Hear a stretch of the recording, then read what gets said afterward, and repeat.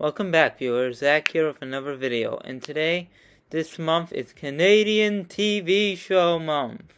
In today's episode, we will be looking at Flying Rhino Junior High. Yes, it's got a silly name and it's fairly cheesy, but it does contain some educational factors. Whatever the show is trying to portray, it has a mixed audience, some people who love it and those who don't. Make sure to like, comment, notify, and subscribe. So let's get out the Canadian beer and hockey stick and go!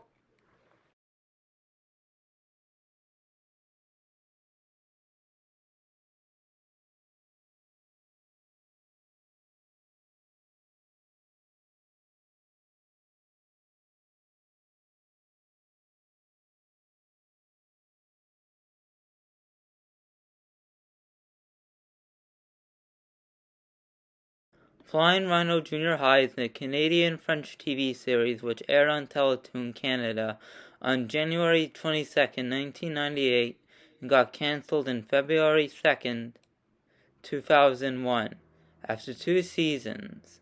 The cartoon was produced by Ray Nelson Jr. and was mixed to negative reviews by its audience. The series stars an evil boy genius, Earl P. Sidebottom, and a class of generic kid characters, Billy, Lydia, Marcus, and Olivia, who are completely forgettable and have one-dimensional personalities, which is sad because the main villain is only a famously likable character, kind of like Eric Partman from South Park, except punier. Each episode has Earl stalking the class and getting revenge on Miss Snodgrass for giving him a bad grade in shop class, which makes no sense because he builds things, which I'll explain later on, while Miss Snodgrass goes over a lecture. You'll also see later that it's educational. Earl gets pissed over the classmates' accomplishments and starts raining destruction on the school with a computer that's not as thrown as a computer scene in Space Odyssey 2001. So what are the cons of this show? First are generic characters. The 4 main protagonists of the show, Billy, Lydia, Marcus, and Olivia, are pretty unlikable characters. Billy is the leader and the generic, easygoing, wimpy kid that gets the character's main attention. Marcus is the smartest protagonist of the show and comes up with most of the ideas to foil Earl's plan. Olivia, who's just there, and Lydia, the wise-ass cunt with the fucking braces and the annoying voice, is no comic relief either. Earl, or the Phantom, and Radicus, the 2 main villains of the series, form disasters from the boiler room thanks to Earl's supercomputer. Radicus is a bit of a comic relief and is annoying as Beaker from the Muppet Babies and doesn't have really much to do than just assist Earl. Earl is my personal favorite out of all of them because he's much more clever than Marcus and knows what's going on than the rest of the characters on the show. Side characters like Miss Snodgrass, Buford, or Principal Mullenham add little to no purpose to the plot, except for Miss Snodgrass, who happens to fill us in with educational facts. None of the characters except for Earl have really no plot of actually making the plot more interesting or impactful for a kid show, and do not have any purpose for being there. Most of the time, plot revolves around Billy or Marcus trying to work together to stop Earl's plots, while the 2 bimbo girls do nothing but argue with Billy and Marcus like 5th graders. Radicus is very annoying and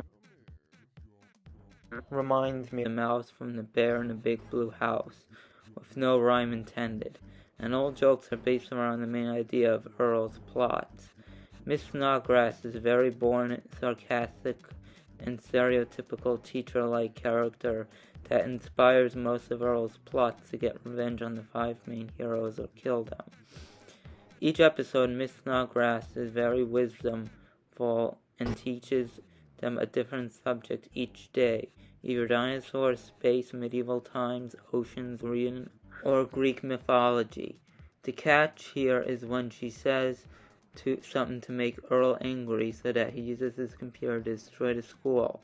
Earl has made lots of inventions like solar system, arcade, thing, or even a video game device, and magically appear in game show booth, but none of them have a big impact like his computer. The other con I go against the show is the poor animation quality. Everything from the show, designs to the backgrounds to the rather dull and boring, like it got animated in Flash, and it feels like they weren't even trying. If I was their executive producer, I would never hire this idiot who made this show like this and find better writers and animators. I'm not a judge or jury. If I were to make a show with this bad enough animation, I'd change my identity. 3. The jokes. These jokes are usually juvenile and broad to a great extent.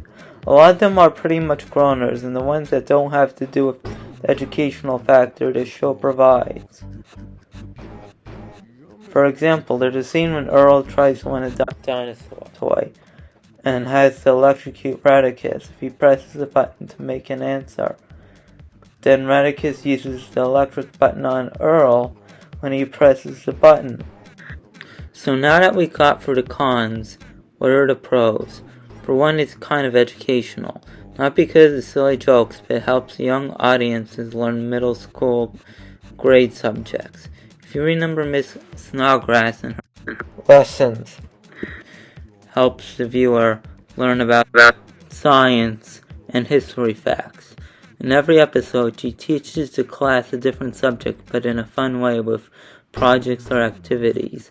Something I wish my teachers would do when I was in school. In one episode, she uses a game show to teach them about dinosaurs, like are they warm or cold-blooded, or name the dinosaur with the big skull, etc. Later on, when Earl makes a plan related to what the kids harass him about, they use their information from what Miss Snodgrass uses in her class to defeat Earl. They use their knowledge, like dinosaurs needing heat to survive, rain in the water so fish need air to breathe. It may seem like it rots your brain, but these tips are actually good for kids who stare at the television too long. I do support what the shows are trying to accomplish, but the fact that everything else is meant to be entertaining is not within kids' limits. It's like watching a TV show like King of Queens, but more educational with tips like Innova Science. If this show was more educational, then I would see the need for this existence, but I have no idea why they themed this to a Cartoon Network show. Another reason I like the show is just because of Earl himself. What more can I say about him? Every episode you wonder what he plots and how he pushes himself to make sure his plans work.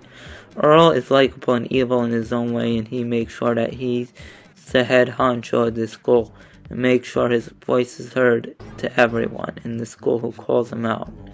He always talks about getting bad grades in shop class, at least according to Wikipedia. Earl is a bad guy who needs no intro. Even with his nickname the Phantom, adds on to his true colors and acts like he knows what's up. Earl is up there as an evil genius besides Dr. Zaius and Professor Stockman. Lastly is the theme song. It explains the whole show that sounds good to the ear. Kinda sounds like a theme song to the Avengers, but aimed towards a kid's show. This isn't the best song for a kid's show, but it sounds slick and catchy, like it's made from AC/DC. Other than that, it's pretty much a hit or miss show. So is it worth watching? Kinda, but not quite.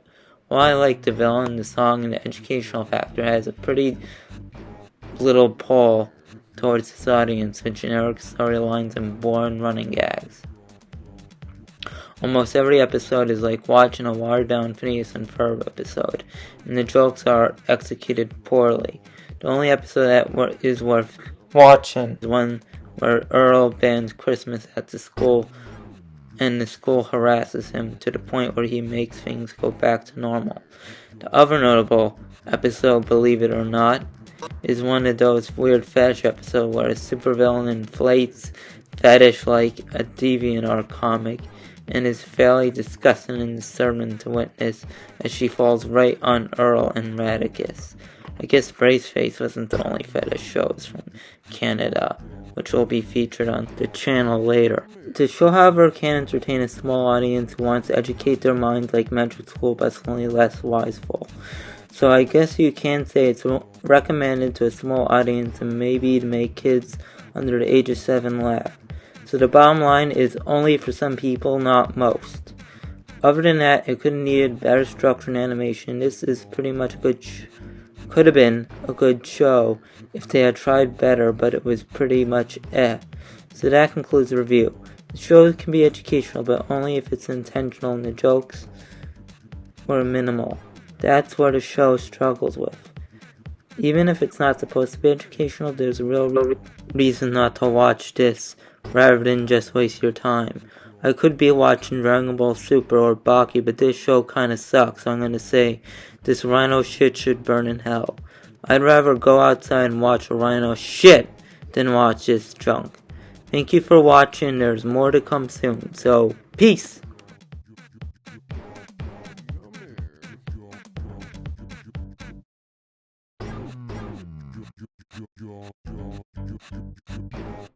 Yummy.